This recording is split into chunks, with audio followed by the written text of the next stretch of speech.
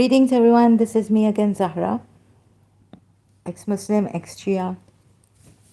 Come to help the Muslims see for themselves the Quran ayats that I've been showing, contradictions and all problems in the Quran, and decide leave Islam, decide for themselves and leave Islam. Meaning,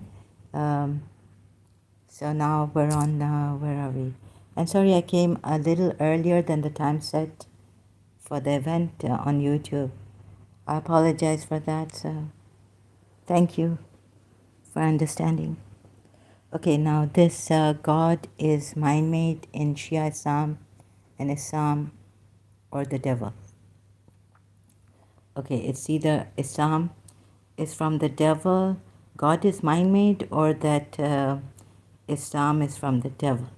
Now, coming this way, let's see.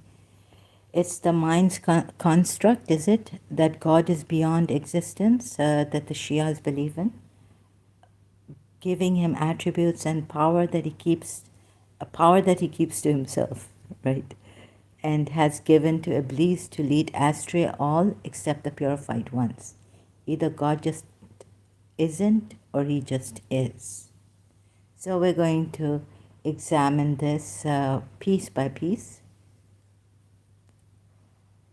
Now, in the earlier live stream, right, we saw through Quran ayats about zana, and that's it's not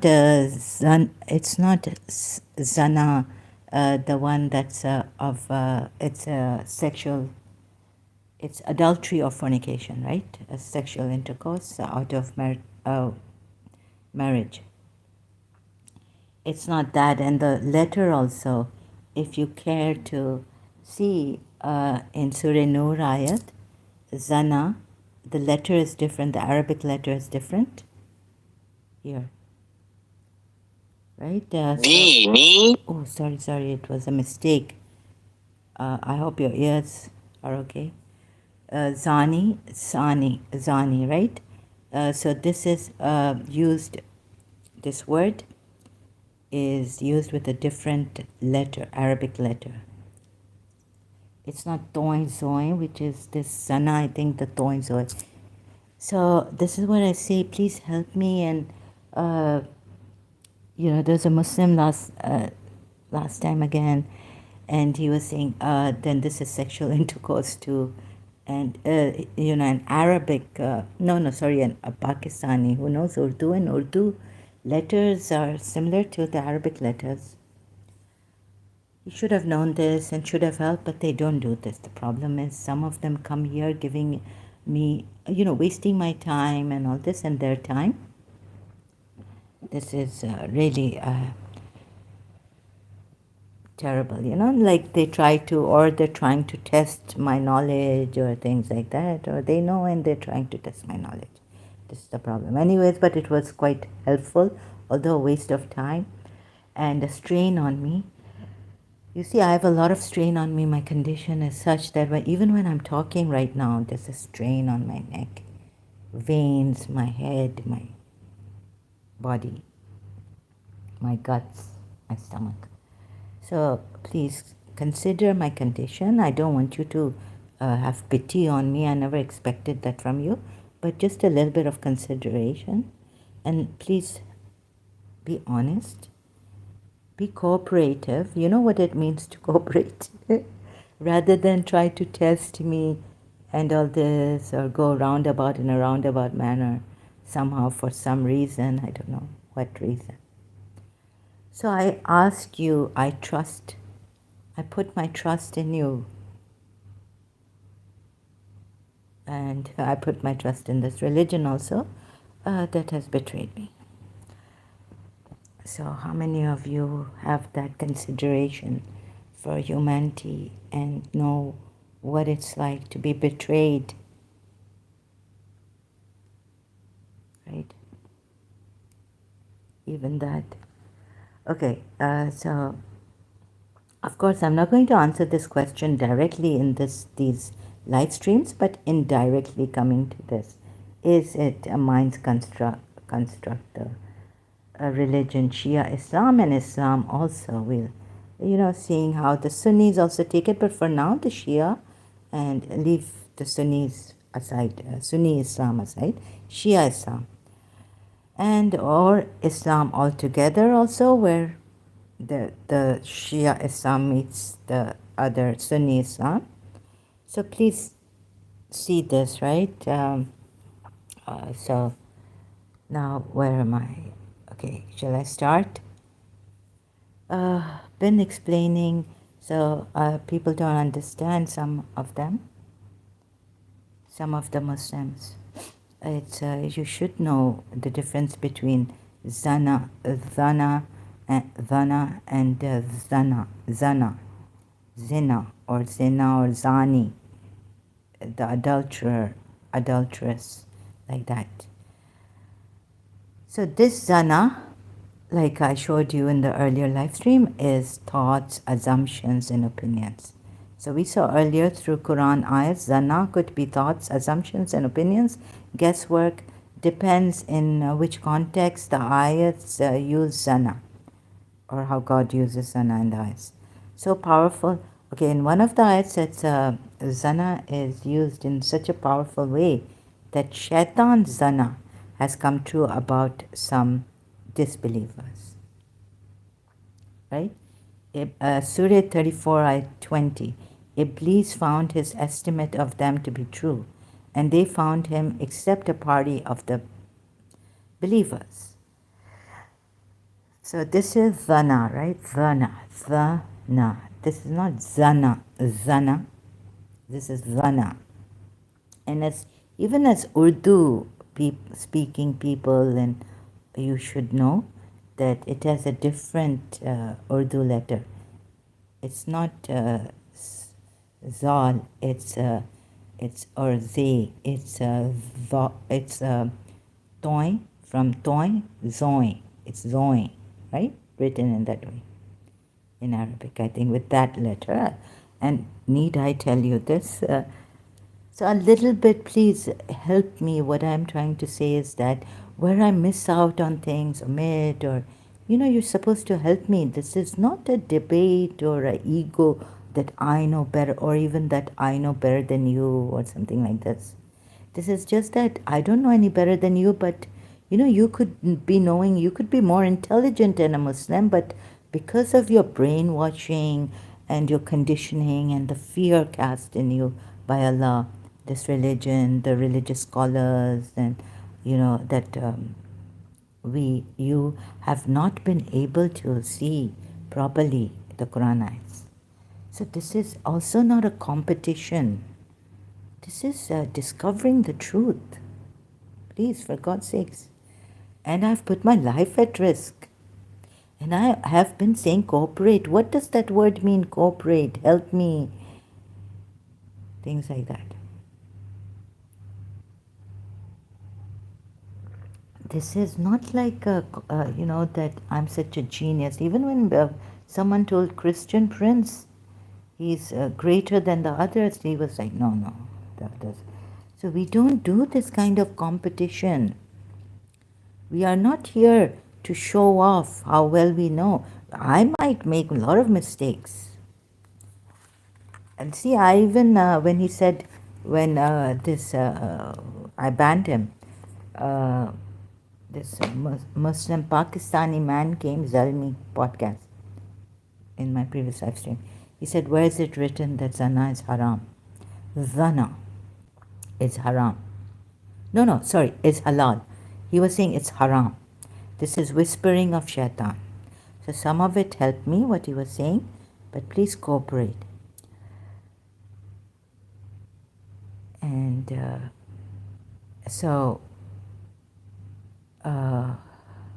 zana is halal, not haram.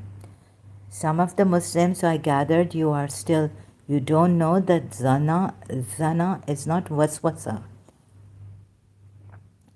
Right? It's not that of Shaitan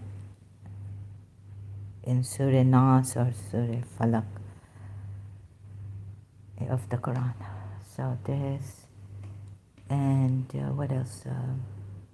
So what is the sana? It is thoughts, assumptions, and opinions, guesswork, and etc. Depends in which context it is used in an ayat of the Quran. So in this, it's used as, some people say opinion of Shaitan. Iblis found it, some say Maududi has written estimate of them to be true. So it's not very clear, like what kind of thought is it? There's the fikr, the thought, from which does it come from the aqal? Or okay, everything comes from the mind, but what kind of a thing is this actually? In different ayats, it's used in different ways, but not sexual, uh, not adultery or fornication. Okay, this is not that. Make it clear, and it's not haram, because Allah. I found out later when I banned Zalmi podcast. Where did I go? I went to Surah Nur ayat, which says that, here, see. So it would be so nice if you would help me, Urdu, and the letters, Arabic letters and Urdu letters are similar, same, mostly. So nice if you could cooperate and help me. Do you want me to explain how you should be helping me?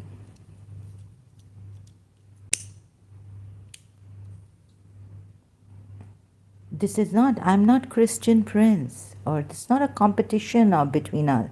Oh, how great, oh, no, no, no. Or I'm greater than Dr. No, you talk in, no, no, no, no, no, no, no. No, no, no, no, no, no, no. Who knows? Dr. David Wood. Oh, he could be greater than me, helping people. He's so helpful, this and that. You don't know how much he has done. He cares for the Muslims. So please, in knowledge also, very great, right? So when you heard it, so yeah, Surah Nur ayat 12. You see this, when Allah allows you, this is Vana, Surah 24 ayat 12. And when Allah tells them, these believers, when you heard of it, the rumor against Aisha, meaning in the tafsir, right, of these ayahs, why did the believing men and believing women not think well of their own folks? So please, even that Zalmi brother, some of you Pakistanis, see, this is not from Shaitan whispering waswasa.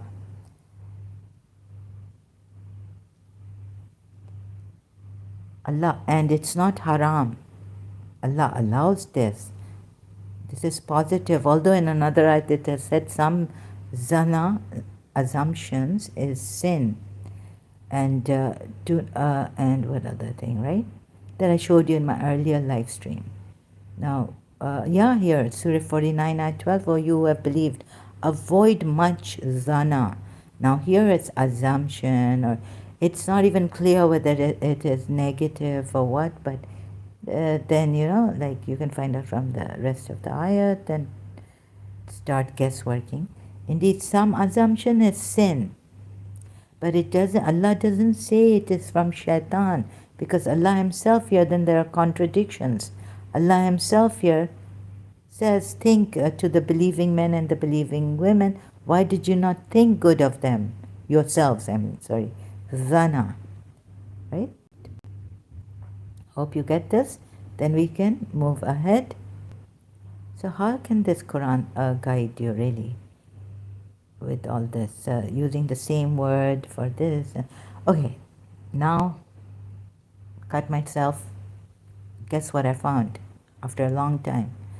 I've been showing you in an indirect manner the Shaitan, this Quran is from Shaitan, this Quran is from Shaitan, but now I put it very clearly to you. Is the Quran an inspiration from Shaitan? So now we look at the inspiration, right? So I had to jump to inspiration. Guess what? I stumbled on it like this. Where is zana in the Quran meaning insinuation from Shaitan? It's called waswasa. And yuhi, Surah 6, ayat 112, and Surah 6, the same Surah, ayat 121, Shaitan inspires, right?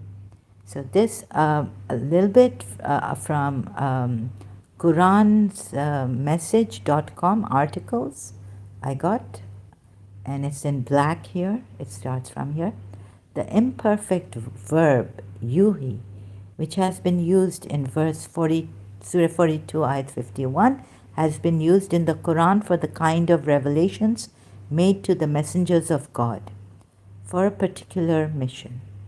Even yuhi, not wahi, yuhi, put this way in Arabic. I haven't checked all the Quran ayats given here from different surahs. And so this kind of yuhi, which even Shaitan can inspire, we are told in Surah 6 ayat 112 and Surah 6 ayat 121, is used, they say imperfect verb yuhi, which has been used in Surah 42 ayat 51, has been used in the Quran for the kind of revelations made to messengers of God for a particular mission or a revelation to the angels. For example, please see Surah 3 ayat 44, Surah 8 ayat 12, Surah 11 ayat 49, Surah 12 ayat 102, Surah 12 ayat 109, Surah 16 ayat 43, Surah 21 ayat 7, Surah 21 ayat 25, Surah 34 ayat 50, and Surah 42 ayat 3. However, it has also been used for satanic inspirations as well. See Surah 6 ayat 112 and Surah 6 ayat 121. Sorry, there's some sound in the background. Started maybe outside. Someone is reversing the car. Okay. Therefore, the verb yuhi is not restricted to divine revelations alone, and in its general sense captures inspiration in a wider sense, whether it is good or bad. Captures what? Inspiration in a wider sense, whether it is good or bad.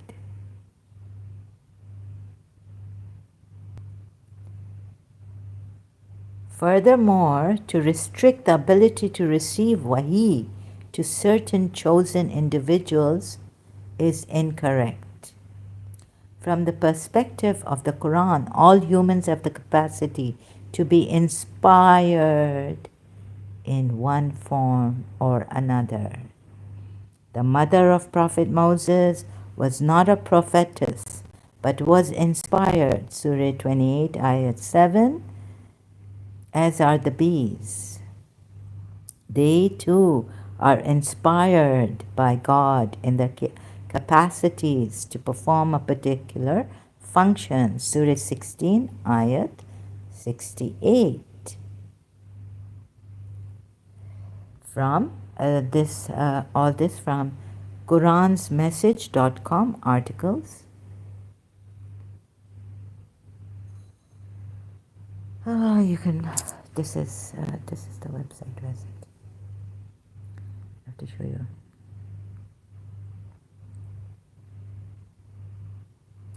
Right, you can read this, and I can even copy this from Joseph A. Islam. Assalamu alaikum. Wa alaikum assalam. So I come here, no copyrights infringement intended. Here, no copyrights.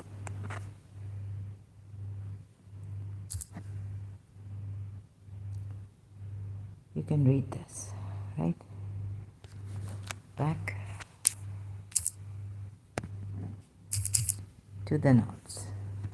Okay, I may not have, I may be now in, with the Quran ayats a little bit disorderly, not very organized. Surah 7, ayat 184, then do they not give thought? There is in their companion, i.e. Muhammad, no madness. He is not but a clear warner. Like here it says, Surah 7, ayat 184, the word used for madness is jinnatin, which means possessed with a jinn, by a jinn. Possessed by a jinn? He's not possessed by a jinn. Then do they give no jinnatin fakaro? This tafakaro is like another kind of thought from the akal, I think. I don't know. So I'm right. I'm not sure about that. So this in Surah 7, ayat 184. Now we see that whether he's possessed or not. And remember, I did that earlier on in my live stream, whether Prophet Muhammad was possessed or not. Why did I use this? It's because the inspiration yuhi coming from Shaitan also. In Surah 6, have I put Surah 6? Maybe down here somewhere. No. Oh. I haven't put Surah 6. Ayat here. Surah 6, ayat 112 and Surah 6, ayat 121. Sorry about this, but we'll just then later on maybe I'll go to that if need be. Then do they not give thought? So is he getting inspiration, meaning from the jinn, from the devil, Shaitan, which he can. Anyone can. Right? Oh, then we go to Surah 6 ayat. Now it's necessary. Surah Anam. Ayat 1 to 1. Look at the word here. And do not eat of that upon which the name of Allah has not been mentioned, for indeed it is grave disobedience. And indeed do the devils inspire their allies to dispute with you. And if you were to obey them, indeed you would be associators. Mushriks. Right? Another point here. So, friends who dispute, inspire. You see, it's not zana. It's not zana. It's lahuyu. Now, inspiration, which is from wahi, this word. Wahi. Not even ilham. Another kind of inspiration, but this from wahi. Devil inspiring them. Remember when the devil inspired Abraham? Oh, but that's outside of that. I will have to take you to Hajj by Shariati, Dr. Shariati, and in that one of the chapters where Shaitan tells him, right, not to sacrifice his son. This is not God telling him the dream was wrong. Why would you? And he's getting all this inspiration, waswasa, which is in a form of wahi, inspiration from Shaitan after he's had the dream. And in that dream, God has told Abraham to sacrifice his son. Then this one, Surah 6, again, ayat 112 now. And thus have we made for every prophet and enemy devils from mankind and jinn, inspiring to one another decorative speech in delusion. But if your Lord had willed, they would not have done it. So leave them and that which they invent. What is this?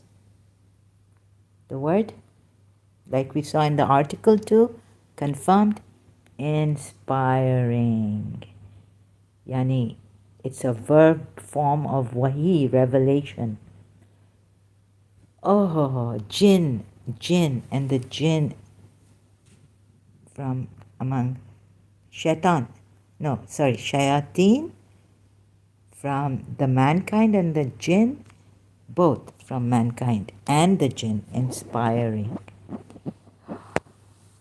Can you make a difference? No, not really, between the true wahi from God and the shaitanic wahi. When, for example, can't find a Quran ayat on.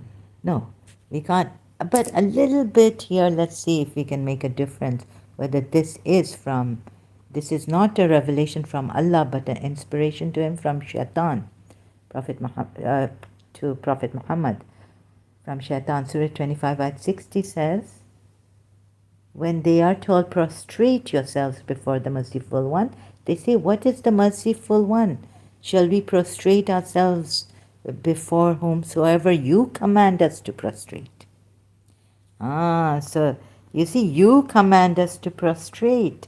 Not well put. Not and it kind of okay. I'll try to explain to you. See, here they are saying you are commanding us to prostrate. And who is this merciful one? The ayat you could get misrepresentation. You could get misled by this ayat. Actually, what they could be saying is that shouldn't we be witnesses of the most merciful? And you see, yeah, they were all witnesses when Allah said, "Am I not your Lord?" Taking out the bringing everyone, descendants of Adam, forth to testify to him as their Lord. But now who's the merciful one? There it was their Lord. And he's the same, he has different name. This is just an attribute of him. God's attribute, merciful one. So it should have been that, they say that, because they could be, those calling them to prostrate before the merciful one could be inspired by Shaitan, disguised as the merciful one or something, telling them to command them to prostrate to the merciful one. Another point is, and they are those who do not testify to falsehood. So they don't want to, perhaps in this ayat, fixing this ayat, Surah 25, ayat 60, they want to be witnesses and not testify to something which is falsehood, which they are commanded to be to do by the people, by the believers, or the prophets, messengers, right? So this point, and another thing is when Allah said to the angels prostrate to Adam, and then here he said prostrate to Adam, told the angels, commanded them, and then elsewhere he says, like the believers are telling these people that you should prostrate before the merciful one. Surah 25, ayat 60. Where else? Surah 62, ayat 1. They say, we testify that you are the messenger of Allah, and Allah knows that you are his messenger. And Allah testifies that the hypocrites are liars. So this is on the witness also. They haven't borne with, how can they testify to Ar-Rahman and, bow to Ar-Rahman? They're saying, who is Ar-Rahman? I think what they could mean, that's my opinion. So trying to, straighten out the Quran ayats with my inference and all this. Because it's not a very good, remember I showed you against polytheists ayats that were unjustly put against them. So like that, shall we prostrate ourselves before whomsoever you command us to prostrate? See, they're not saying that Allah has commanded. Another noteworthy thing, you command us to prostrate. Because Allah has commanded the angels to prostrate to Adam. Surah 7, ayat 1, here. So this testifying, you have to be present in Surah Munafiqun, ayat 1 also. The hypocrites, they're called liars, you see? And so I've mixed it up, the witnessing and then the just bearing witness, and then they can, if Allah told them, but it's the believers telling them here. So Surah 25, Ayat 60, important on this. Shall we prostrate ourselves before whomsoever you command us to prostrate?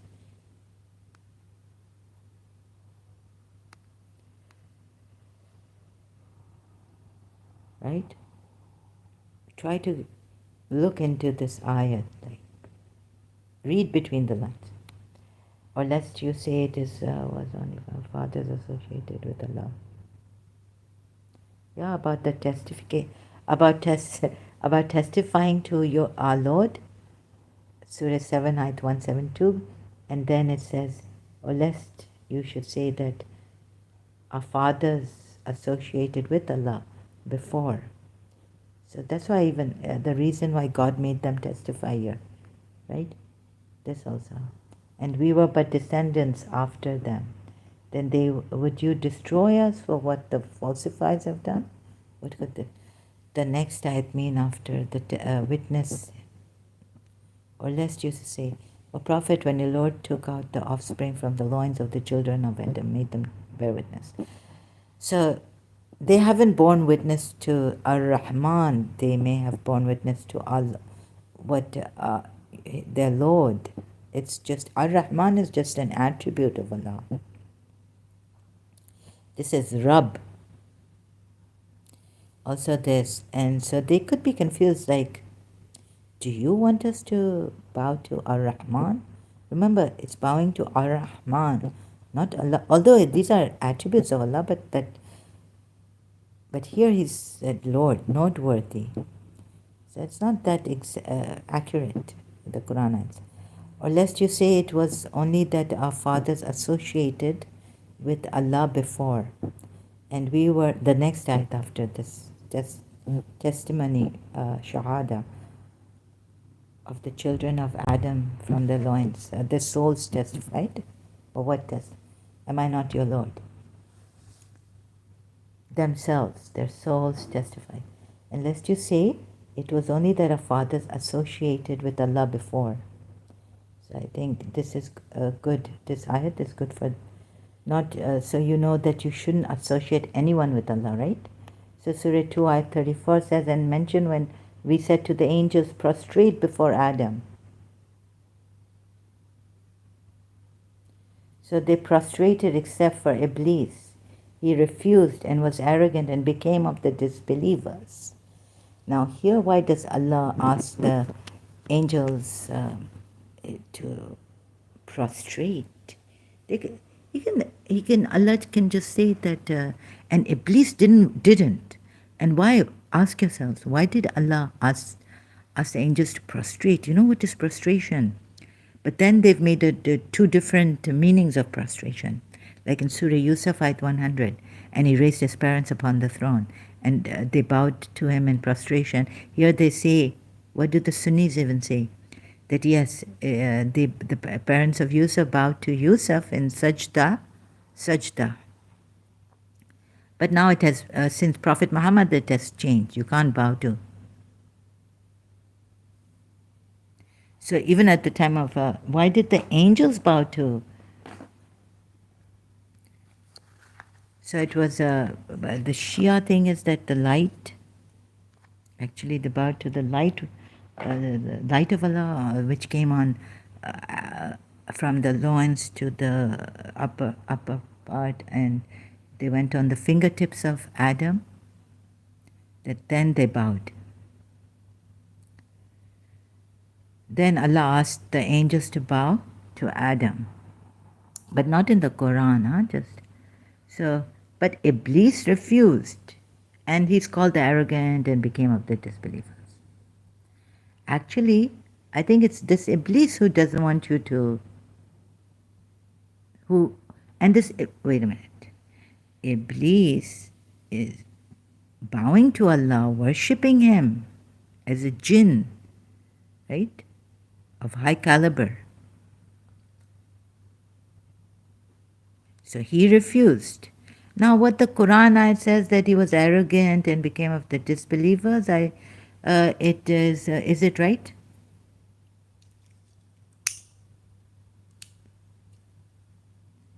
He was worshipping Allah, like here, they are told, and bowing to Allah.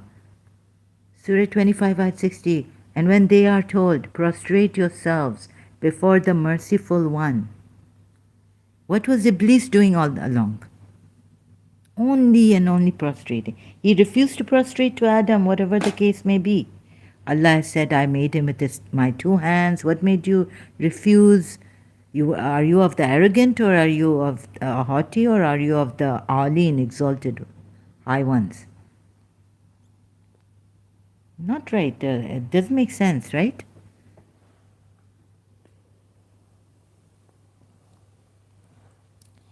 And now Allah doesn't want you to prostrate to, but He's any human being, but He's made angels prostrate to Adam.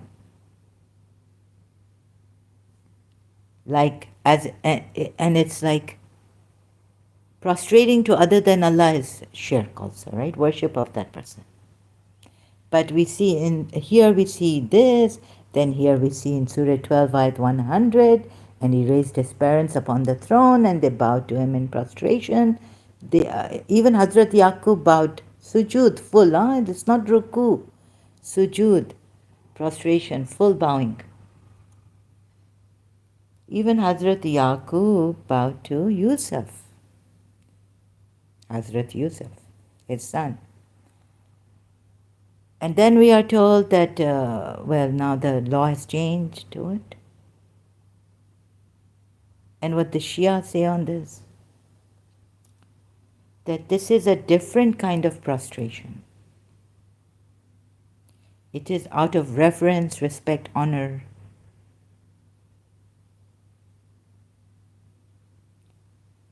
For the Khalifa, representative of Allah on earth, who will guide you, lead you, this, that, like Abraham, and Imam also. Abraham was made an Imam also, not to forget.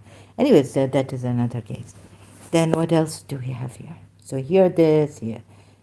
Who spend the night prostrating themselves before their Lord and standing. Before their Lord. Before their Lord, it says here. Not Ar-Rahman. Also.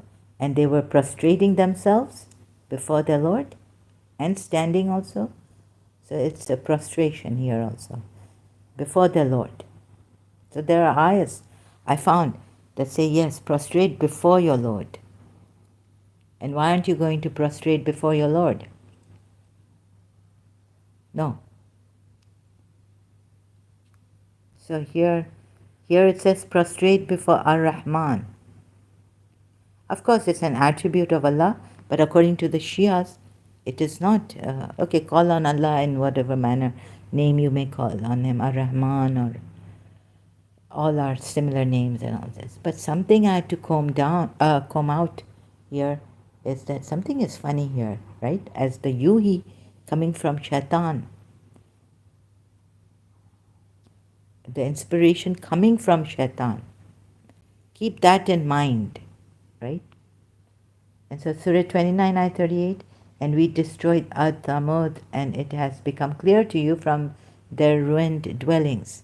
And Satan had made pleasing to them their deeds and averted them from the path, and they were endowed with perception.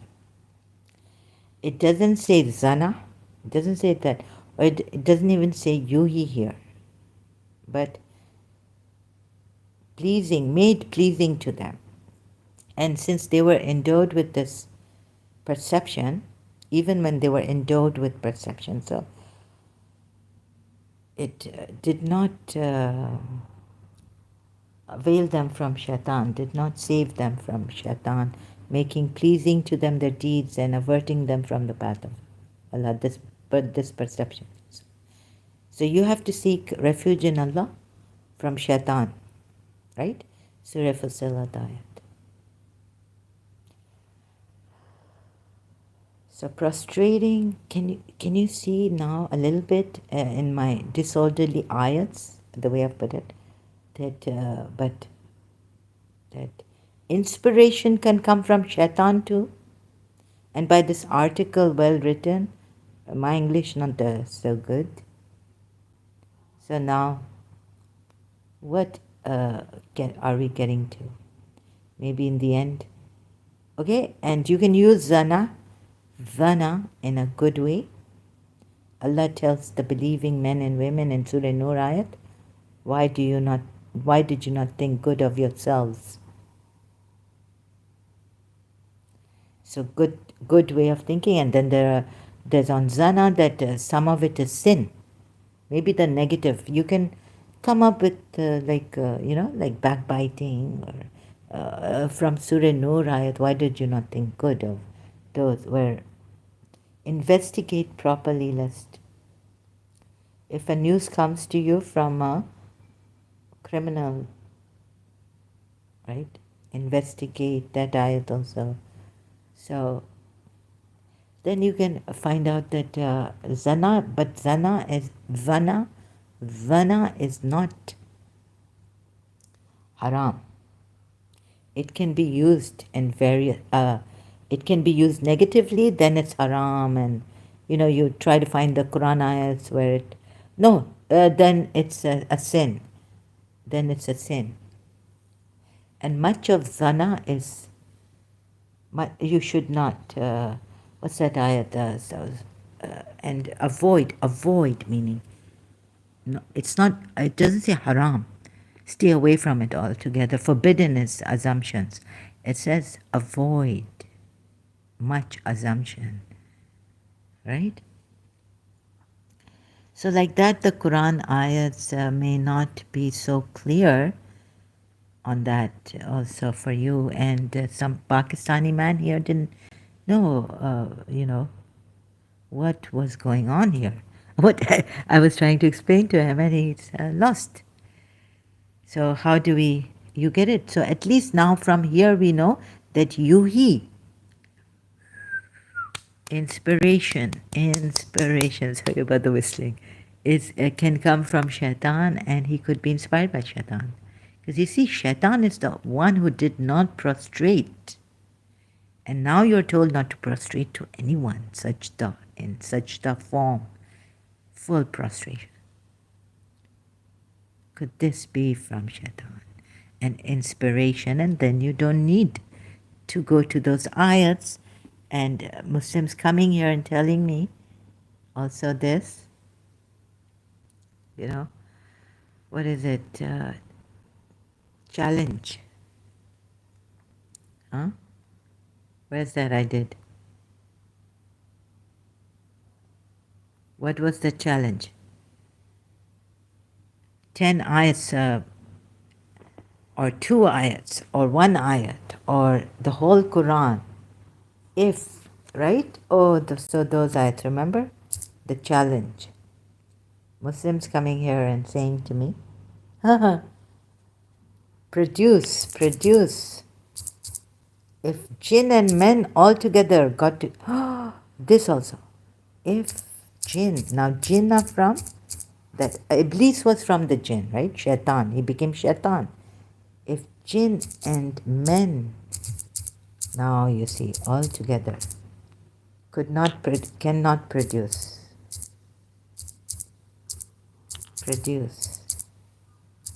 the Quran. Now do you think this ayat is right?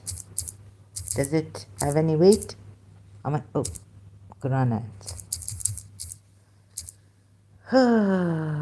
So you get inspiration. If jinn and men banded together to produce the like of this Quran, Surah 17, Ayat 88. Say, if mankind and the jinn gathered in order to produce the like of this Quran, they could not produce the like of it, even if they were to each other assistants.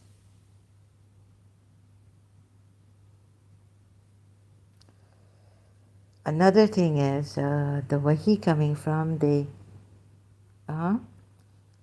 what do they do? Flowery discourse, right? Surah Anam. Is it in this one? 112? Inspiring to one another, decorative speech in delusion, or alluring words. So they do use speech, words, deceptive, decorative, zukhruf, the speech in deception, the mankind from the jinn. Surah Anam, ayat 112. And thus we made for every prophet an enemy, devils, shayateen, from insi, the mankind, wal jinni, and the jinn, inspiring. What? Yuhi. It's like wahi. God inspired Hazrat Musa's mother. She was not a prophetess. God inspired the bees to make homes, trellis, what, right? God inspired. And now here Shaitan is the devils, Shayateen, the devils, not only that Shaitan who disobeyed Allah when he was told, or when the angels were told to bow to Adam, but Shayateen in plural. What does he do? Devils, an enemy, devils from the mankind. Okay, he's from the mankind and the jinn, inspiring.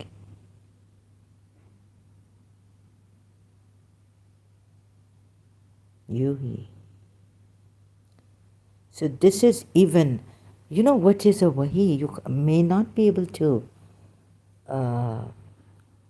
with your mind even, you just, when this inspiration comes from Allah or from Shaitan, when it comes from Allah, what happened? Hazrat Musa's mother, could she go against it? No. Could the bees go against the inspiration given to them by Allah? What to do, how to work, how to make houses, and all this. Beehives and all. No, they can't. This is very, very strong. Inspiring Yuhi, which you are not told, and maybe it hasn't come to your attention. So can this Quran guide you? Or is this Quran not from, can you say for sure now, it's from Allah? Because there's inspiration coming from the devils from the mankind and the jinn. The jinn also inspiring some of them to others. How this inspiration takes place. From the jinn, could be like in the head, in the heart. You see this whole confusion, and now I'm combing it out as an ex-Shia too, pointing that out.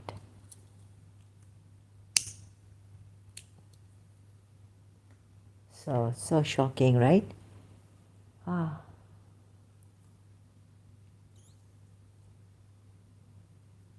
So maybe with due fairness to these people now. Oh God, in Surah Furqan, ayat 60.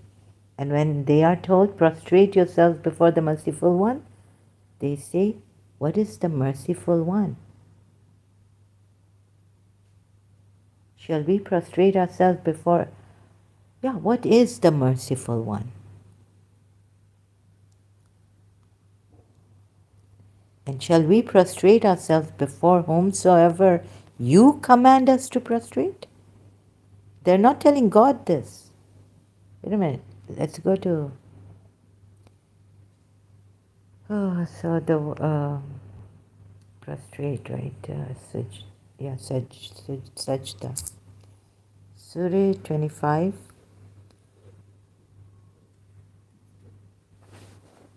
I hope it's clear what I'm trying to tell you, that an inspiration can come from Shaitan too.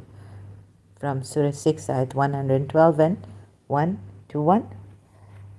So, if I'm not mistaken, so Surah 25, Ayat 60. Now, this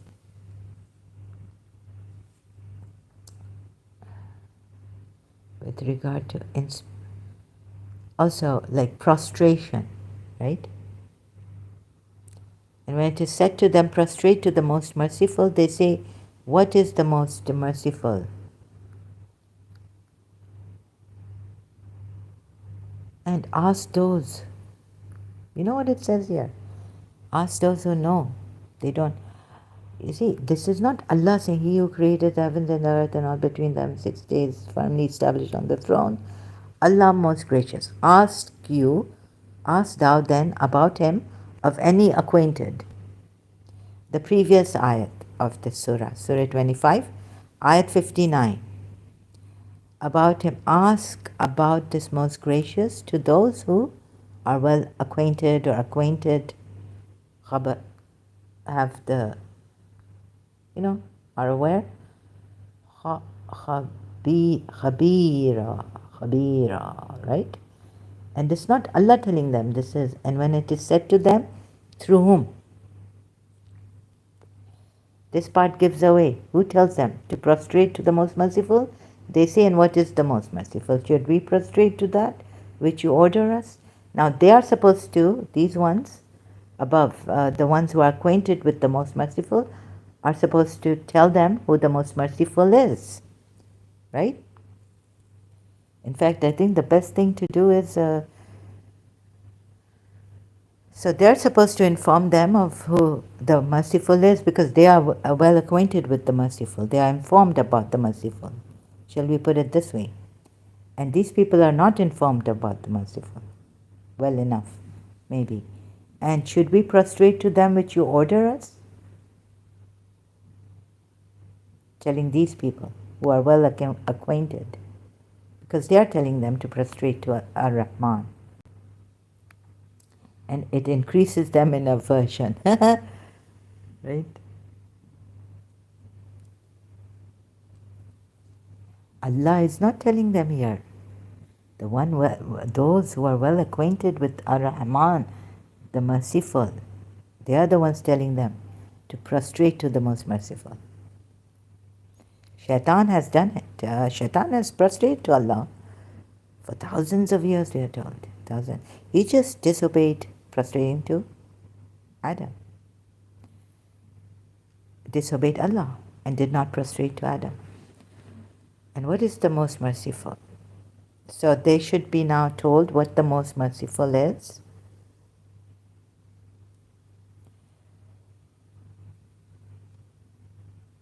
But we are not told this way. What's the next ayat? Blessed is he who has placed in the sky great stars and placed therein a lamp, a burning, okay, what is it? The moon, the sun, right? Constellations. And therein a lamp, siraj, and a moon shining. Now, moon doesn't have its own, okay, the moon is shining.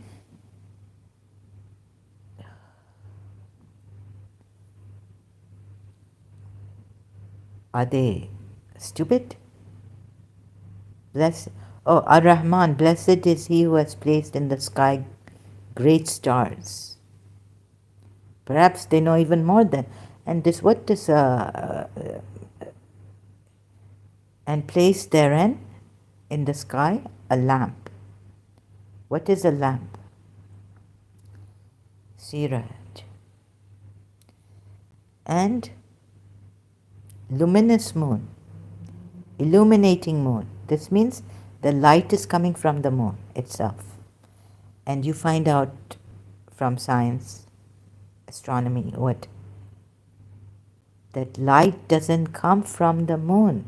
Now even those who kids, children in school know this.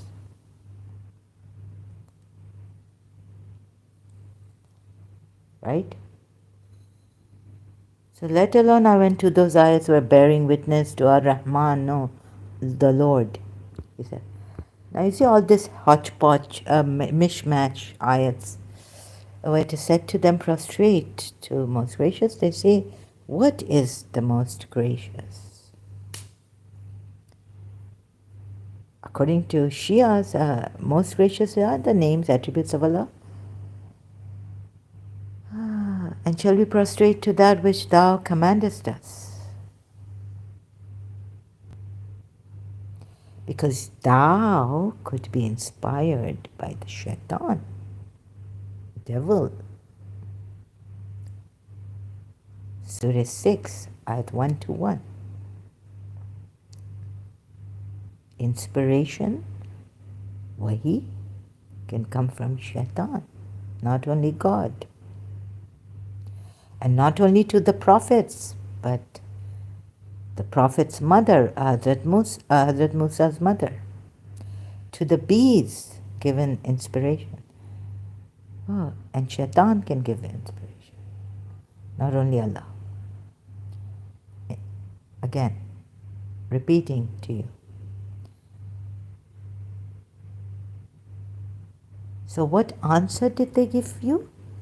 That he's blessed is he who has placed. Now Allah has given them an answer that they are conveying. Prophet Muhammad now here is conveying, because he has received this inspiration saying from, so could it be from the Shaitan, because this is scientific error, right? The moon is not an illuminating light in itself.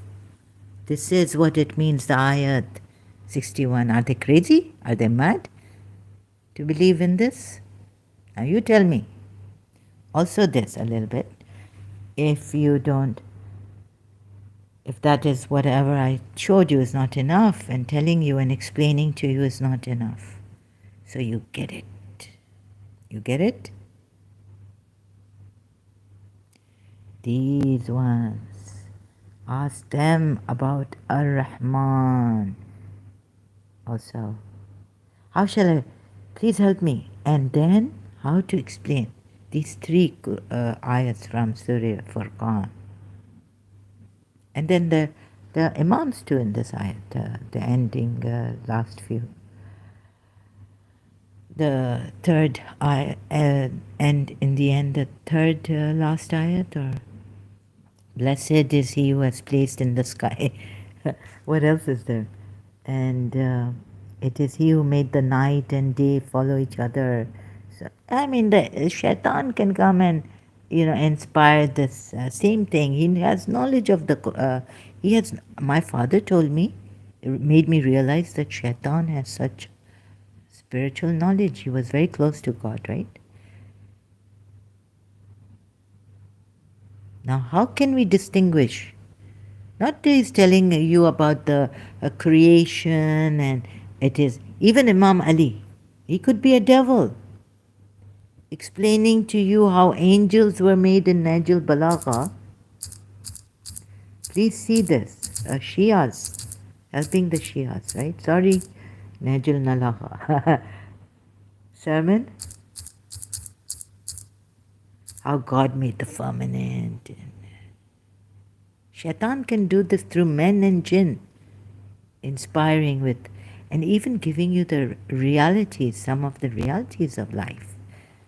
He had so much knowledge. Shaitan had spiritual knowledge from God. That's why, and he worshipped, in that wherever he was, at high place. Creation of angels. So please don't give me creation, Oh my God. And then what do they say? That Allah is beyond. Praise be due to Allah.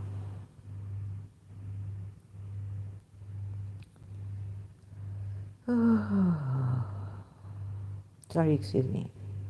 Uh, I feel like crying. Sorry. Where is it?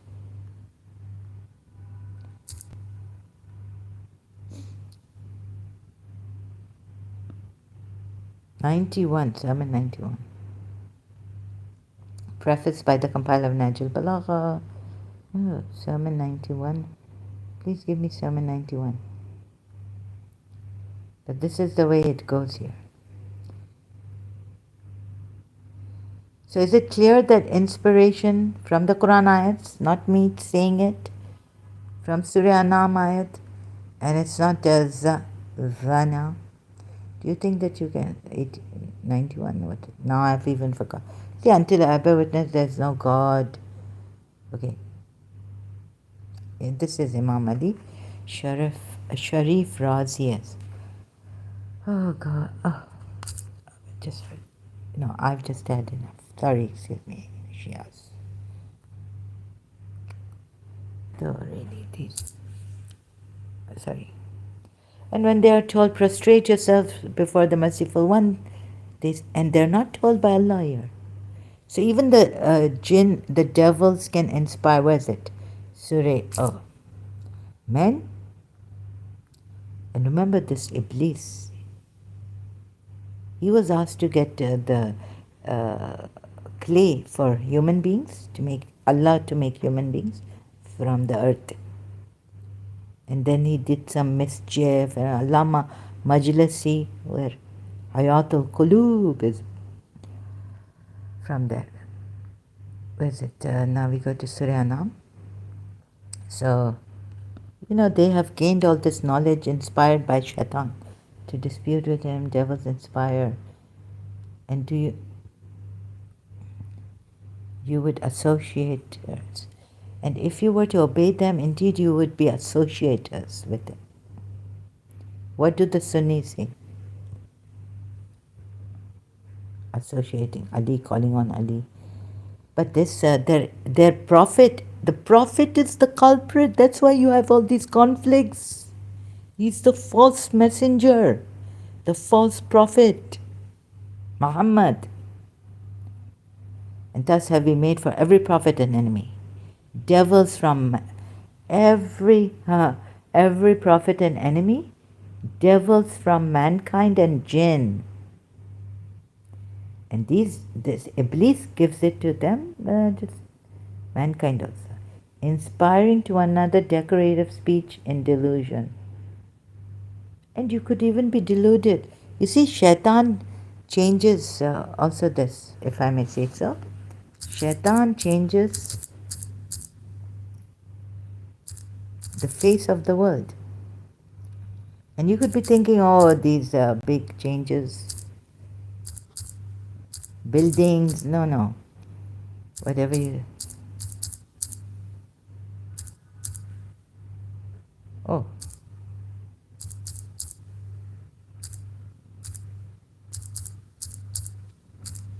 Quran.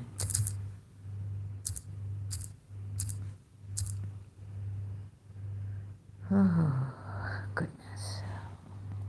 Change the nature. And I will mislead them, and I will arouse in them sinful desires. And I will command them so they will slit the ears of cattle, and I will command them so they will change the creation of Allah. Or is this the creation of Allah, or is this the manifestation of Allah? Like light, and it's all in our mind? Is it this mind power you can use?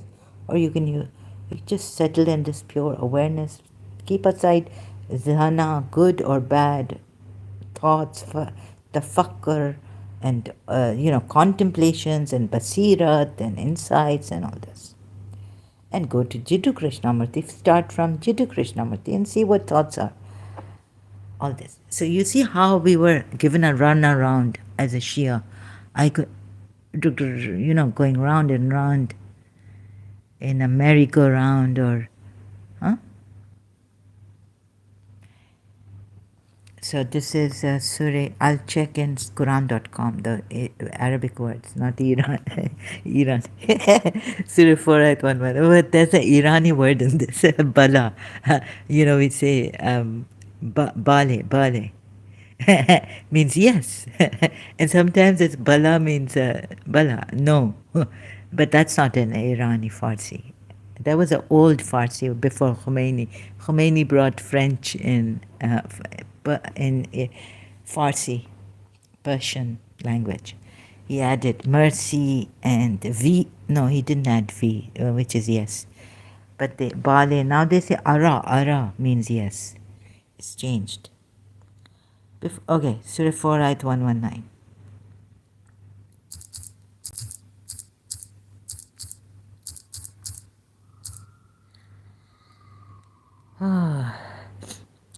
And delude in them, arouse desires. You see, and I will surely mislead them, and surely arouse desires in them. These are desires, yeah? Yeah. Zana? No. Ani yanahum. Oh, man. Okay, let me just play this. Please mind your ears. نهم ولأمنينهم وَلَأُمَنِّيَنَّهُمْ There's no vana in this, right? And surely I will order them, so they will surely cut off the ears of the cattle. And surely, I don't know, understand. And surely I will order them, and they will surely change the creation. Khalqa. They will surely change the creation of Allah, right? What a big thing. How can they change the creation of Allah? And Allah's word no one can change, right? But how can they change the creation of Allah? And what do? Zana, we make assumptions, contemplate. What's the tafsir on this? Or how do we explain this? To alter God's creation in some respect. It doesn't say that. Does not mean changing its original form. Excuse me, I don't know. It's not Allah telling me, explaining to me. It's a Sunni or a Muslim. Even if a Shia religious scholar explained to me, I would say, sorry, I don't know. It doesn't say that. And the Quran says, I have explained this in detail, clearly, this and that.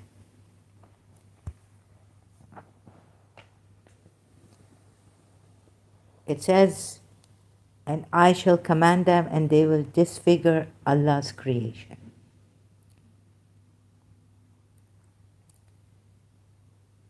Original creation, it doesn't mean original creation, sorry. Sunnis or Shias also, if you say this, sorry. So I will command them to tamper with God's creation. But Abdul Halim puts it this way. Let's see, is it change? What does this mean? Word by word, Quran.com. So they will surely change the creation of Allah. It doesn't say some of the creation of Allah. I mean, they can change the whole of the creation of Allah. Oh. So Imam Ali telling us that how the sky, again, let me see if I can find it. The sky, there's smoke, the angels, how God made the angels. And all this, right? Huh? What do you say? Now we are upside down, completely Shias. Now I've got you, like I got myself first. And now I've got you on this. So, confused now? More than like firm belief. Firm belief? No, yaqeen, belief how firm is your belief? Like, how firm can belief be? You know what belief is? I show. What is iman? Iman. And then what is yaqeen? Which Allama Rashid Rabi, if you know Urdu, you could listen to his majlis on yaqeen. Allama Rashid Rabi. Iman meaning. And so wouldn't you want to go to the yaqeen rather than belief, faith, trust? Trust in something that, what? Iman is especially prevalent. Iman is a gender neutral name of Arabic origin. It is a variation of Iman, which means belief, faith, or trust. Oh, I should put it with an I. Faith, belief, or conviction. Okay, conviction.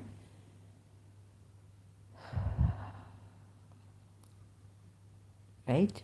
Is Iman. Iman is belief in God, His Prophet. But it's not like witnessing, right? And it's not like when you witness, and the witness, it's not like finding that way out, the way I found out. Putting our, it's not like yaqeen, right? It's lower than yaqeen.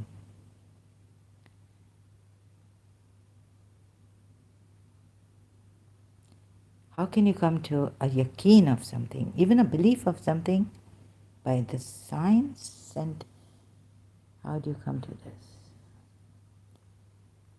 Anyways, so I will try to, these things come up when I'm not even ready for them, they pop up. I've known many of the Islam, inward faith or belief in Islam. I bear witness that, I have known many of these young Muslims. No, sorry, this might not help me, dictionary.com.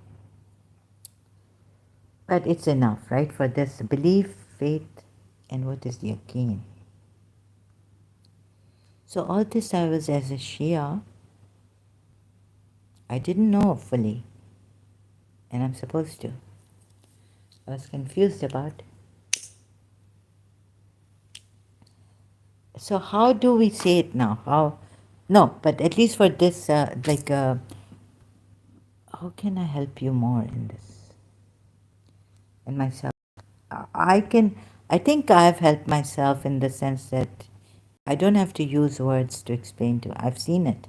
There is a false prophet, false religion. We testify.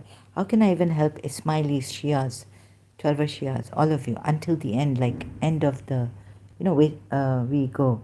Sometimes they say, why am I wasting my time here? Baba, it's enough now. No. But I have to help the Ismailis also. Wonderful Imam, you have a Jamaat, very strong community.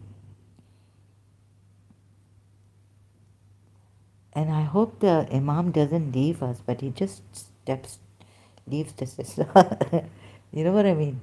Oh my God, he could be from the devil knowledge that passed on to him from Prophet Muhammad.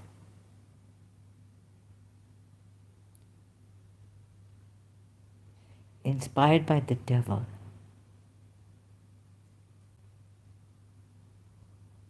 And by your izzati, I will lead all astray. By your might. Except your purified ones. You see, why didn't God purify you? Let's purify ourselves, right? What is this purity? Purity, what does purity mean? Thoroughly purify you with a thorough purification, right? It means not distilled, not adulterated, pure, like pure milk, right? So something is pure, it's not mixed with anything.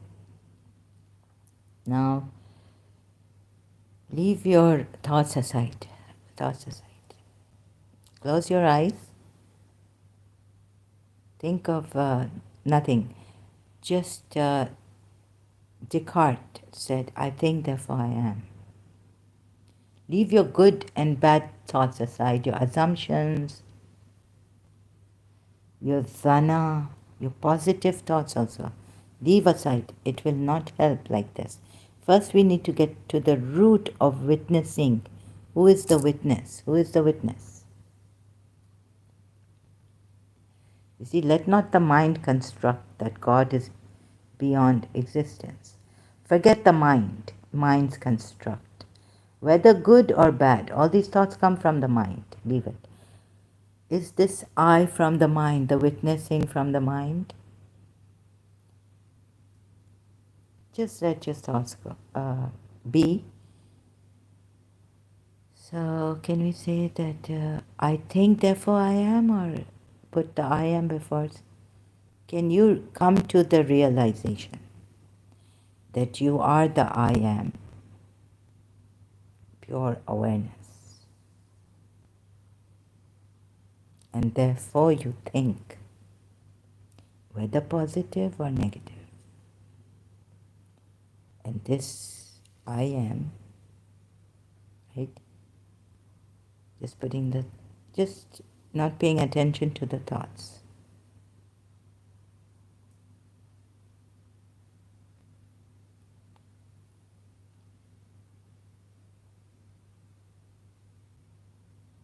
What is this isness here?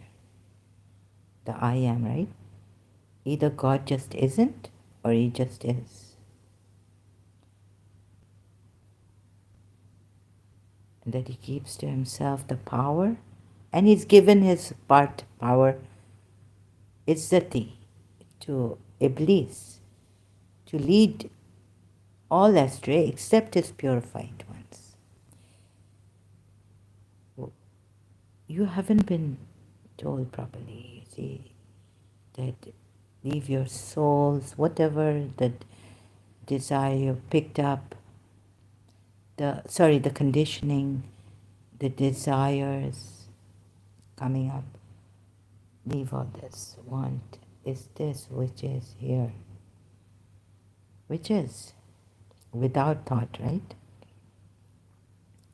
You, as it, can bear witness. You, as this pure awareness, can bear witness to it. No other can bear witness. We can go logically through the thought, but how far? We can even believe it will just take us to, yes, I believe, oh yeah, I see it. I see it, but there's still duality. Logically, we can take it, we can go like that also. And then we can say, what will the mind say? I believe. Who's saying I believe? This is not saying I believe. This just is witness in itself, pure awareness. It's pure.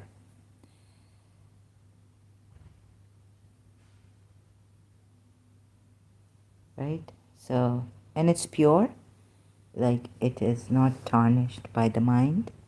It's thought process, pure being, isness, not in form. How is this? It has awareness. How is this? It has awareness. This, which is here, pure, absolute. Muji Baba, thank you so much. Not dying, no birth but living, not dependent on thoughts,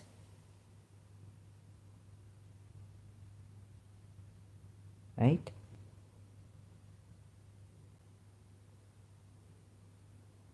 So how important is it to bear witness, to be a witness? Bearing witness? Can anyone bear witness to this but itself? So that's why I got, that's why I cannot, I understand what it means here. Surah Furqan 25 ayat 72, and they are those who do not testify, bear witness to falsehood. Leave all this. Even what has come here from, it could be from Shaitan. And when the hypocrites come to you, Muhammad, they say, we testify that you are the messenger of Allah. This witnessing can only happen. Oh, sorry, have I forgotten to, the witness, the witness.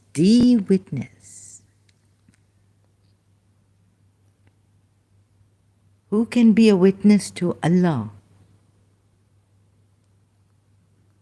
Who can be a witness to this even? Forget Allah.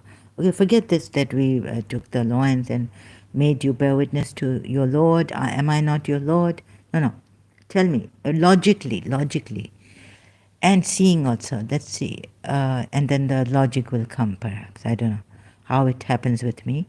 I hope it happens with you in a better way. So it gives you the better eloquence to explain this also logically to people and words. So this witness, can anything bear witness to it? If it's not in itself pure awareness, let's say it has to be, we saw it, right? It in itself is pure awareness. And the thoughts cannot bear witness to this. It is bearing witness to, it is seeing the thoughts. It is witnessing the thoughts. Right? It is the witness witnessing the thought, the pure witness. The pure seer, the observer, the witness, bearing the thoughts, bearing witness to the thoughts as they come and go, as they change, different thoughts. So, does it have a place?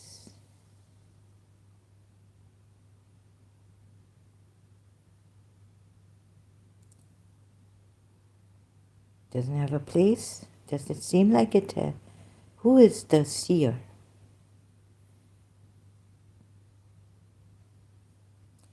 And when you're answering this, who is the answerer of this? It's not coming from your thought, the answer, right? It's coming from this in itself.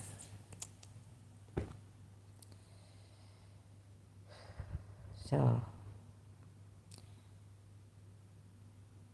can anything bear witness to it? For example, maybe you remember they do hypnosis to you. You say, oh, I was born from this mother of mine at this time and all this. But like, for example, just an example analogy. Right now, not remembering, let's say, not in the memory, can you bear witness that your mother, this mother, gave birth to you, or this mother that you think, maybe you're adopted, you don't know, right? They've kept it a secret. Let's say, an example. Maybe I was adopted by my father, let's say, and they never told me. They kept it a secret. And my true parents are someone else, but they never made me think or believe that I had other parents and that I'm adopted by them. Who is the witness to your birth? Your mother, right? Doctors, all your father? No. From the very time she gave birth to you, maybe there was no doctor, maybe there was a midwife or someone like that. She is the only one who can bear witness to you, right? Like that. So, unless you are helped by a hypnosis, or a hypnotic to help you get you, in that hypnotic state to go to that birth time and bear witness.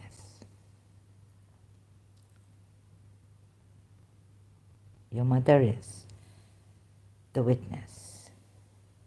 So one who you depend upon. Your mother didn't depend on anything to bear witness to your birth. She was physically present and aware, observing. Unless they had to, give her the anesthesia and do, but no, they can't give her. What happens in that when you have that other operation done? What is it called?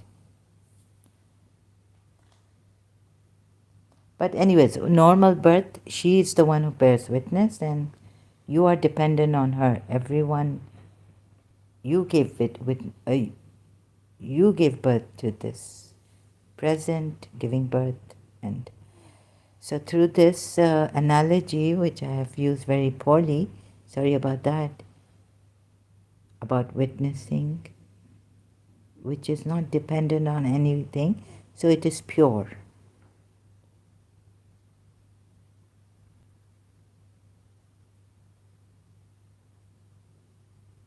Something which Imam Hussain says, let's take that, something which depends on you for its existence, how can that thing be a witness to you?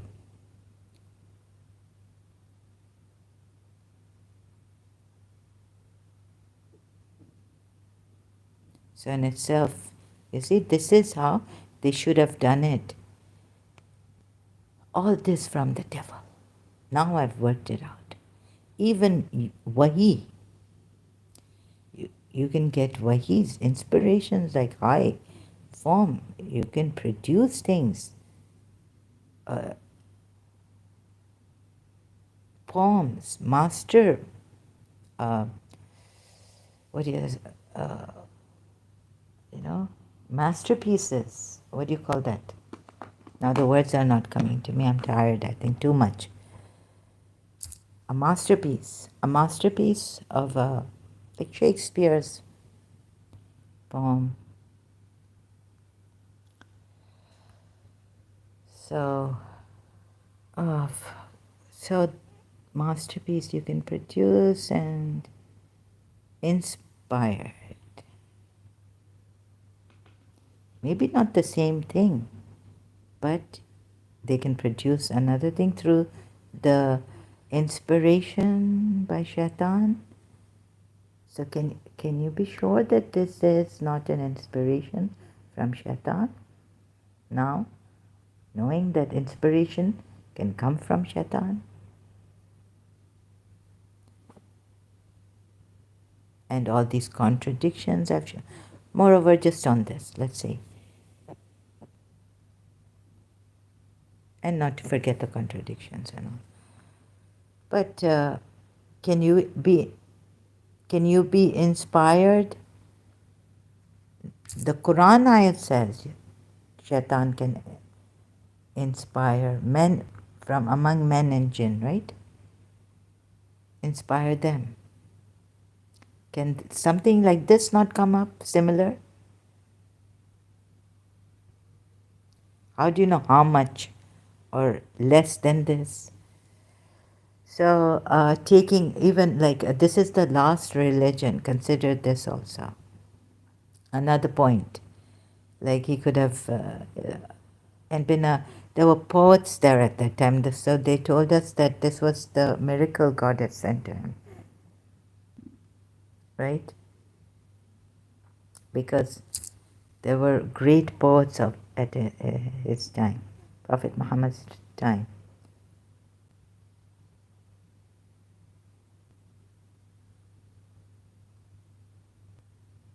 So inspiration such as this can come to you, right? Now we have someone like Anita Rai saying, that she had many dreams and Prophet Muhammad came as a light. Now, in the Bible, don't go on these things, please see this, right? Prophet Muhammad comes in your dream, gives you all this about Bibi Zainab. He's never given a Shia like this in detail. What was about Anita Rai was born in 1975 in a metropolis of India, right? I learned English before I went to school. Then she had these, where does she mention? Have I skipped it? Marketing, rubber brush, voracious reader, learned English. Oh no, we have to go to her, no, books, all right? An Affair of the Heart, Anita Rai.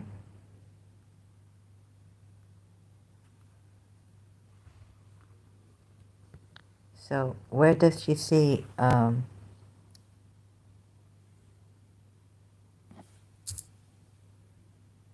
books? I'm trying to,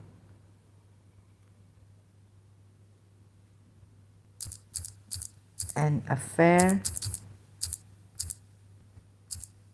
of the Heart, Anita Rai.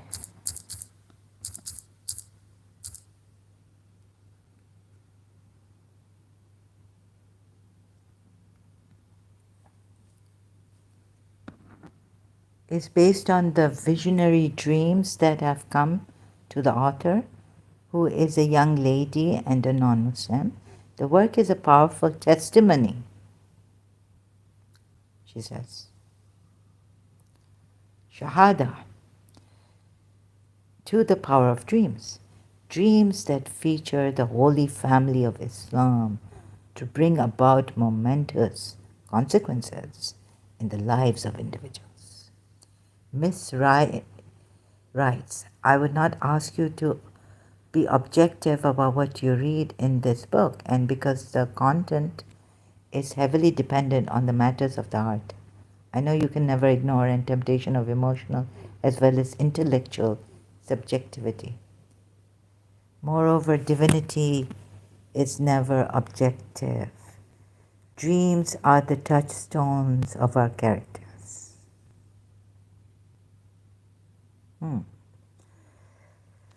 I don't. Dreams are the touchstones of our characters. I do not prevaricate when I say so. I have told you of the dreams that have moved my worlds.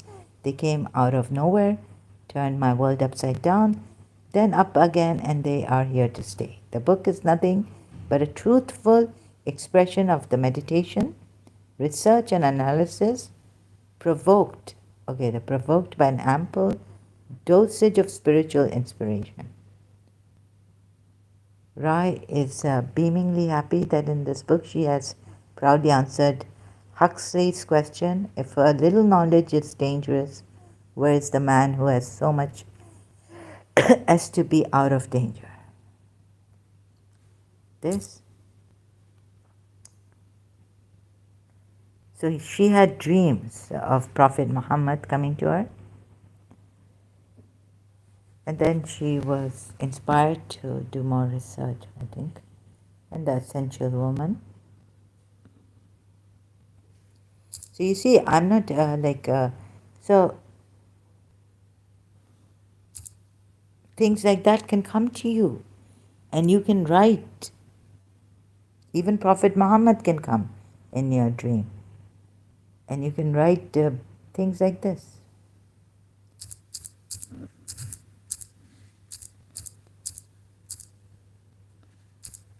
The essential woman.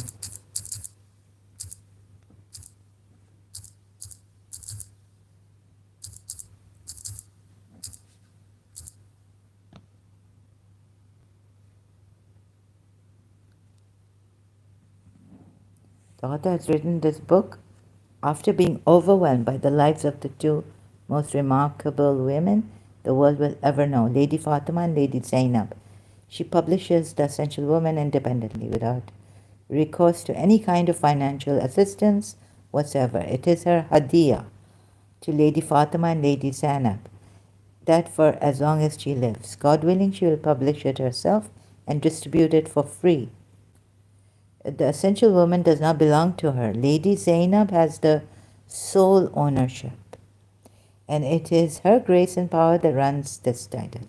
Anita Rai is just an instrument of Her Holiness, and she intends to publish and distribute at least 72,000 copies of this book in her lifetime. After her death, her progeny will continue to pay this homage. The Essential Woman is not and will never be for sale. Author's notes. Dear ones, I have been asked to introduce the Essential Woman with some information about how I came to write this book. The story really has its beginning in a serial of dreams. As I am writing this note, the days have begun to grow longer and warmer here in London. I miss London. It means that now we have more light than in the cold, dark, foggy, and indifferent months of English winter. The light is the driving force in my book. I know what you are thinking. No, it is not a coincidence. There is no such thing as coincidence. And if coincidences are there, it means more to it than, coincidences also, like there are coincidences, I would say, which tell you something. And nothing happens by accident. All is as it must be. Every author is at some point asked, where did you get your ideas for this book? Well, I got mine the very moment I knew I will never recover from the sheer impact of one look at the face of Muhammad, the Prophet of Islam. He looked at me and I could not help but respond to the immense grace, with as much grace as I could muster up. He came to me on more than a few occasions and even spoke to me. And in every single of these visitations, and many others in which his household members too have visited me, my soul has experienced a deluge of light. These singularly powerful images of embodied peace and commitment are the sources of my ideas. I started working on 2 books simultaneously, while the other was equally busy spinning enlightening ideas through my mind. I settled for one to be completed first. So she saw the Prophet and her family members have come to her in dreams, whereas the Imam Barka we have, Khoja Ishnashari, my mother's relative told my mother's youngest sister, you come here in the daytime, afternoon, I'll go up, I'll close the doors, you go in the Imam Barga and you will meet Imam Zainal Abidin and God knows who will come. We even, she said, no, I'm too scared to meet them, overwhelming. So this is her chacha, her father's side uncle told her, you can meet Imam Zainal Abidin. And many of this LL Bayt will come. Right? So this can happen to you.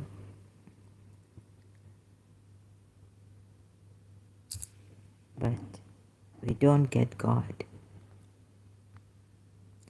So Yuhi inspirations, meeting imams, it's the mind's construct.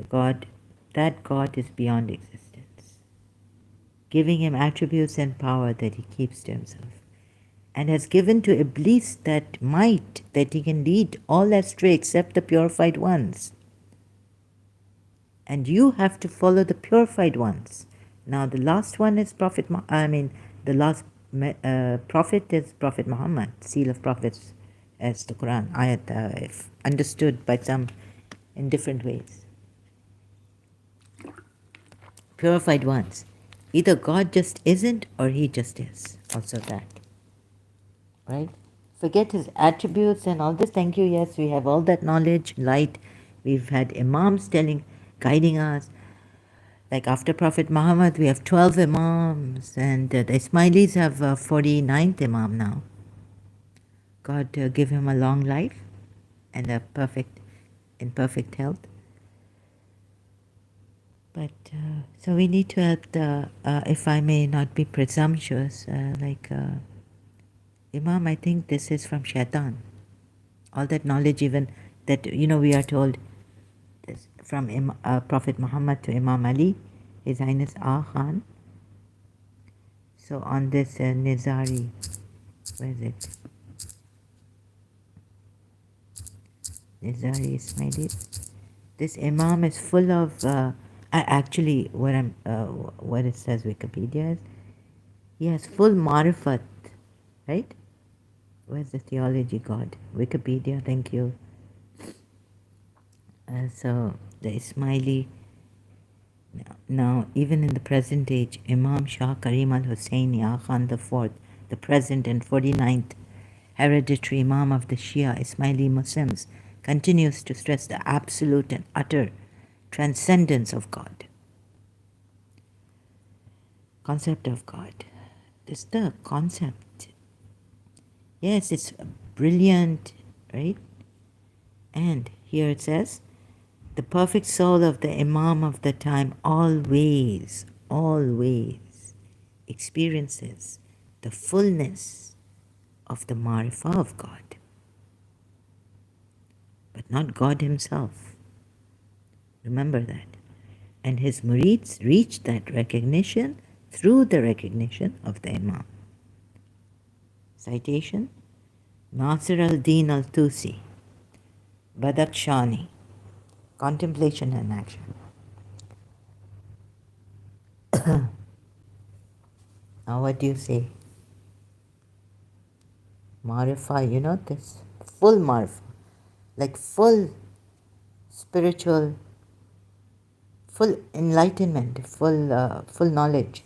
Marifah is, what is the meaning? Oh, I can't say it actually. I know what the meaning is, but I have to search it out. Marifah, not Marita. Marifah meaning. So I'll have to go now and then come back if I find it. Experiential knowledge or gnosis, the mystical understanding of God or divine reality. My goodness, this is what is claimed by our Imams, Shia Imams after Prophet Muhammad. So it is the mystical understanding of God. And you leave all this mystical and all this understanding of, because God you can never reach, the divine reality. He's not even in this reality, divine reality. It is just created by him. He's beyond all this. I don't know how Imam would. I hope someone, where are his murid? Allah, please help me on this. Please help me. Do I have to challenge? If I challenge you, Smileys, will you come here?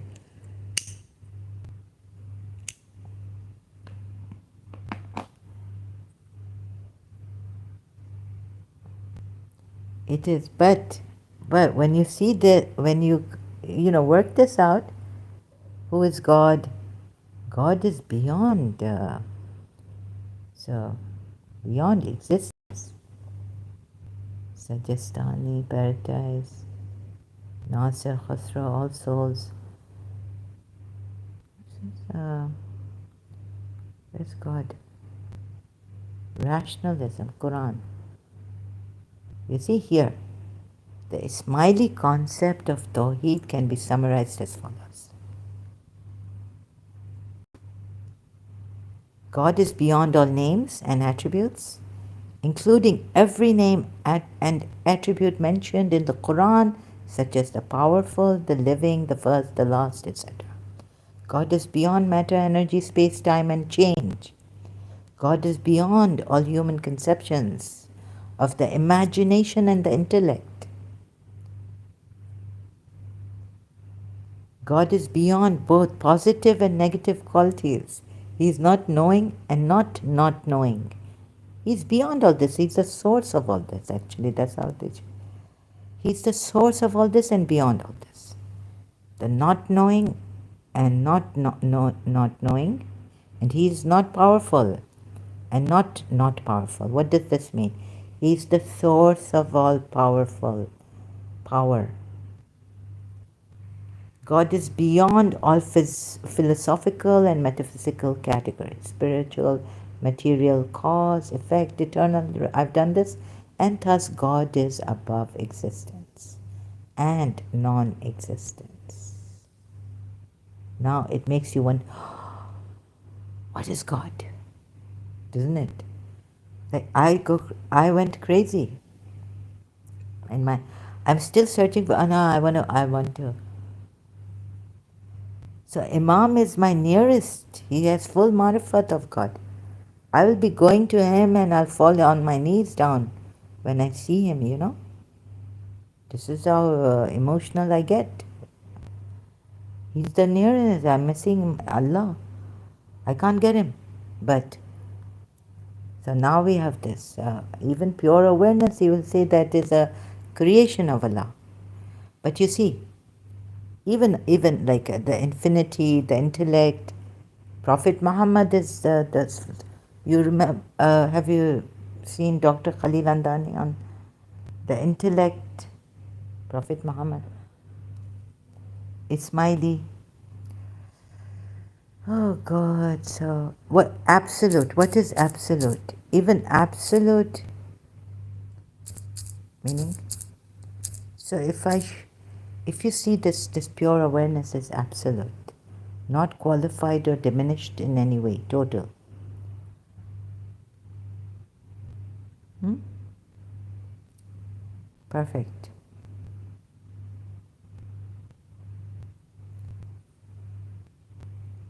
They're not like the Shias. Like, how shall I? So this pure awareness is absolute.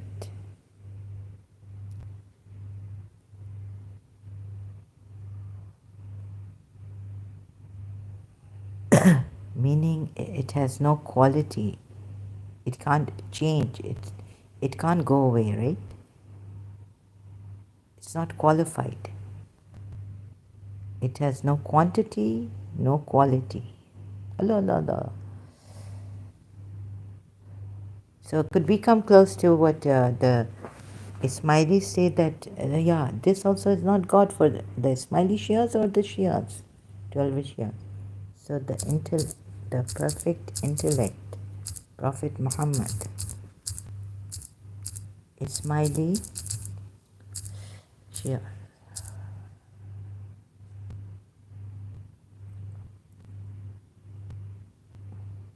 There is the dot Ismaili. There is a common misperception. Now there are perceptions too, you see. Now there's a common misperception of that Islam is not compatible with the use of the intellect. In reality, the intellectual search is an important part of many interpretations of Islam going back to the time of Prophet Muhammad. Education in Islam is meant to be better understood and serve God's creation. This is earlier. Intellectual search. Search for knowledge is encouraged. No. The Aulid tradition. Wait. So all this. No. I don't want this one. I want Prophet Muhammad.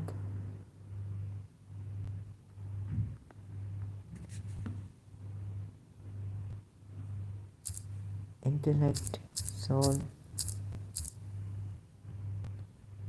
Ismaili Shia. Where was that? Our faith and no, not this one. The universal intellect.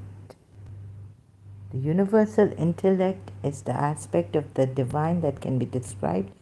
The throne of justice, the author of the book of life, the prophets and the imams are perfect reflectors, lighthouses for the souls. This is reddit.com. Yeah, I think I should search the... So like this universal intellect. Who is Prophet Muhammad? Let's see. Prophet Muhammad. The universal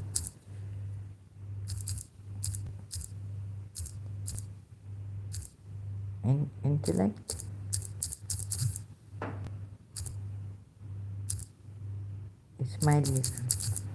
Ex-Shia.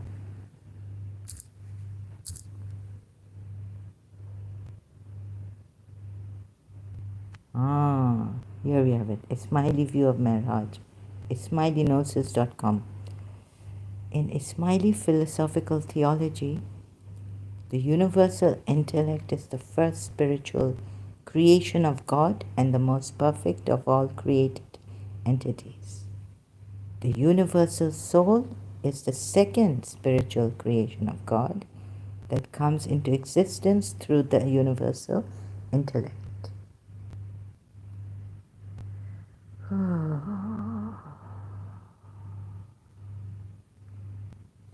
The necessary being. If you've, yes, this, I think this is from Dr. Khalil Andani, if I'm not mistaken.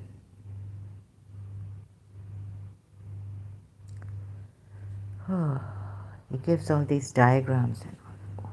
What are the universal intellect and universal soul? The first thing created by God was the intellect, right?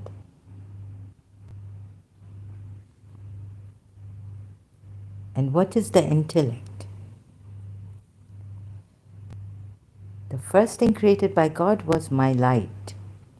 Prophet Muhammad, the first thing created by God was the intellect. The first thing created by God was my light.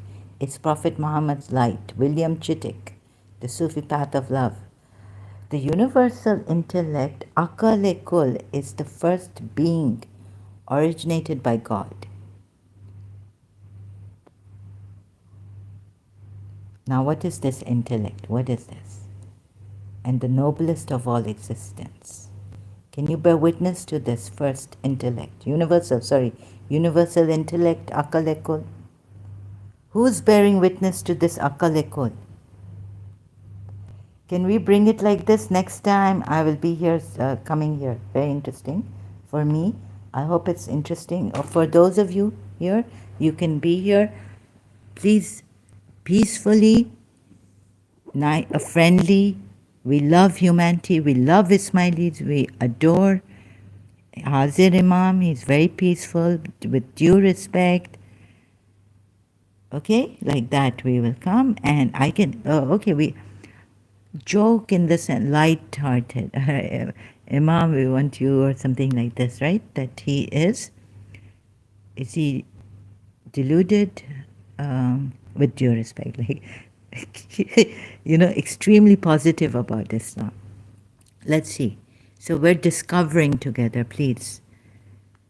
Remember that. Spiritual being of light, Noor. Intellect is a spiritual being of light. It is therefore called the Muhammadan light, the light of Imamat, the heaven, the throne. Remember, Surah, that this is the light. Allah is the light of the heavens and the earth. Surah 24, ayat 35. In classical, now, they will explain it how to you. They will give you an experience of it. Complete light, you become like, oh my God, you're with Imam. He will throw his light on you. Or the believers who have the light, the disbelievers will say, give us some of your light. So what is this? God himself transcends all attributes, descriptions, names, names, including the categories, right? In this Ismaili philosophy, and also Shia 12er. Space, time, being and non-being, unity and multiplicity, and even existence and non-existence. Here we are again. What is written in Wikipedia is written here. God himself, or the ultimate reality. Okay, now they call it the ultimate reality, is referred to simply as he who is above all else, because he transcends and is prior to the distinction between subject. Now, can this be created, this pure awareness? We will confirm, see. If this doesn't have birth, can God give us when he created this universal intellect, what light but like knowledge, know-how, information, what was the names? No. Before even angels he created or anything, heaven and earth, this is the first thing he created, the universal intellect, right? First he created this, which is the light of the heavens and the earth. The earth, afterwards, all this he created. So Muhammad is the light. First thing he created was Muhammad, which was in light and this universal intellect. Now, can we see that this pure awareness, this is a open demonstration, right? That I will be doing after having gone through it with Muji Baba online, and I haven't asked his permission, but anyways, to help you people and myself to see, then we can see if even this, all this is just, this is creation. And does pure awareness have creation? So we'll see this demonstrating here with you online, right? Sorry, that was my, that was a, what you might call it, a message.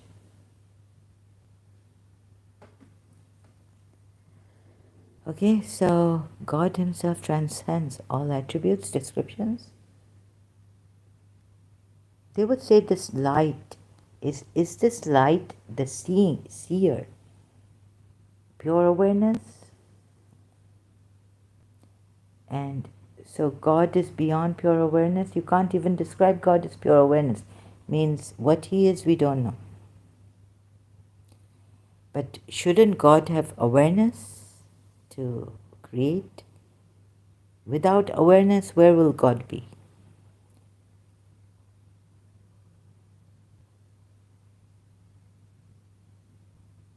Just information coming, or light coming, light. And so, anyways, they don't say that God is awareness.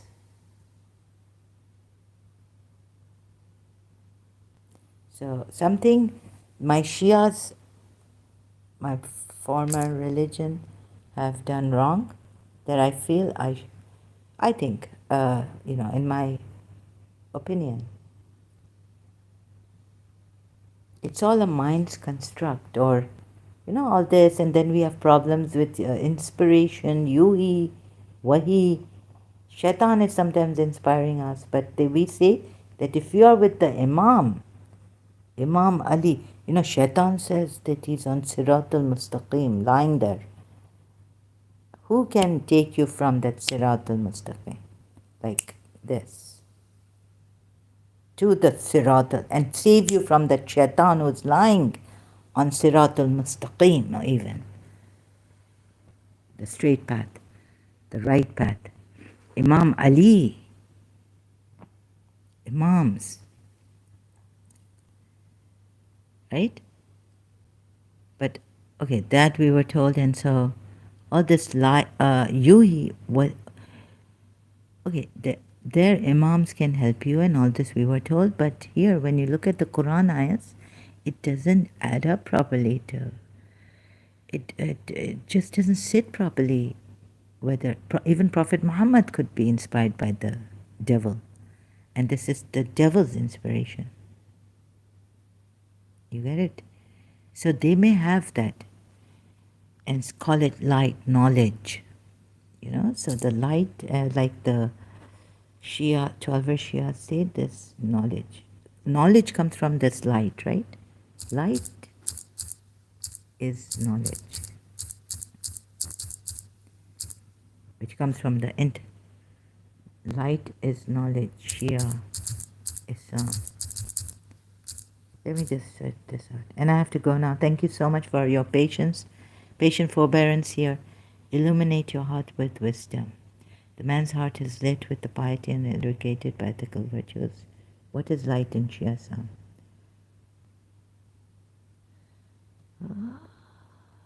on knowledge, the bright lights. The holy religion of Islam is also a religion of knowledge that contains by something like this, like light, knowledge, and yeah. Or maybe not come this way from the. I'm kind of confused here. Maybe I'm wrong. Maybe I'm wrong. So, knowledge comes from light or things like that.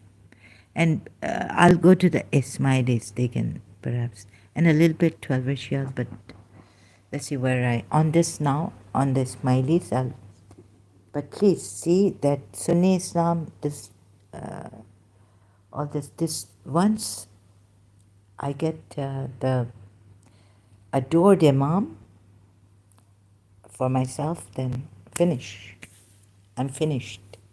I have, then forget nothing. So, completely finished, right? You know what I mean? I don't think so. The way I've said it, abstractly, point form. So, thank you so much. Although I don't want to leave, I want to do my online research more, contemplate, like it's a TV on YouTube. But I have to leave. So I'll come back later on. Thank you so much.